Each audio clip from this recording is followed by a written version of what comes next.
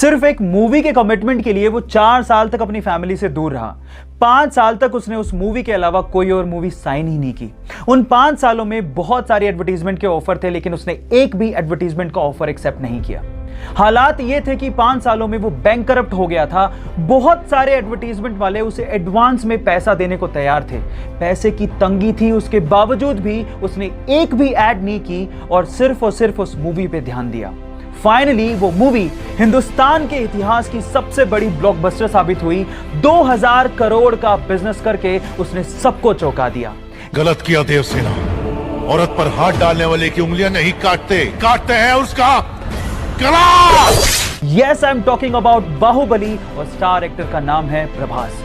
So guys, सीखने लायक ये है, if you are committed towards anything you will be successful. 2007 के इंडिया ऑस्ट्रेलिया मैच में क्रीज पर थे सचिन और उन्हें बोल करने के लिए खड़े थे ब्रेड हॉग। हॉग की एक डिलीवरी पे सचिन बोल्ड हो गए। अब ये दिन हॉग की जिंदगी में बहुत बड़ा था, क्योंकि उन्होंने पहली बार सचिन को बोल्ड किया था। मैच खत्म होने के बाद हॉग सचिन के पास गए और उन्होंने कहा कि प्लीज आप इस बॉल पे ऑटोग्राफ दीजिए। सचिन ने ऑटोग्राफ देते हुए कहा कि अब ये दिन तुम्हारी जिंदगी में दोबारा कभी नहीं आएगा। उसके बाद 35 टोटल एनकाउंटर हुए सचिन और ब्रेड हॉग के बीच में, लेकिन ब्रेड हॉग उसके बाद कभी सचिन को बोल्ड नहीं कर पाए।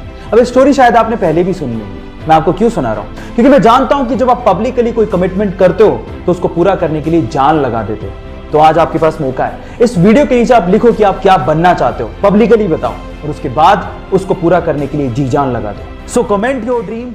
एंशिएंट टाइम में यानी पुराने जमाने में हमारे इंटेलेक्चुअल्स को लगता था कि मैथ्स में एक ऐसा कोई सिंबल होना चाहिए विच रिप्रेजेंट्स नथिंग, यानी नथिंग को रिप्रेजेंट करने के लिए भी तो कोई सिंबल होना चाहिए।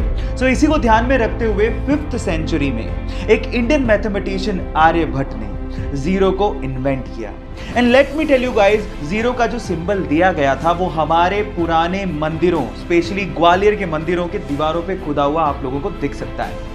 सो गाइज, अगर आप ये सोचते हैं कि जीरो की इन्वेंशन कोई बड़ी इन्वेंशन नहीं है, तो मैं आपको आपकी जानकारी के लिए बता देता हूं, अगर जीरो इन्वेंट नहीं हुआ होता ना तो बाइनरी लैंग्वेज नहीं आती, और बाइनरी लैंग्वेज नहीं आती तो एक कंप्यूटर लैपटॉप कुछ नहीं होते।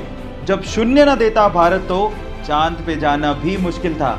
क्या आपको पहले से बात पता थी? और नहीं पता थी तो चैट सेक्शन में लिखना मत भूलिएगा।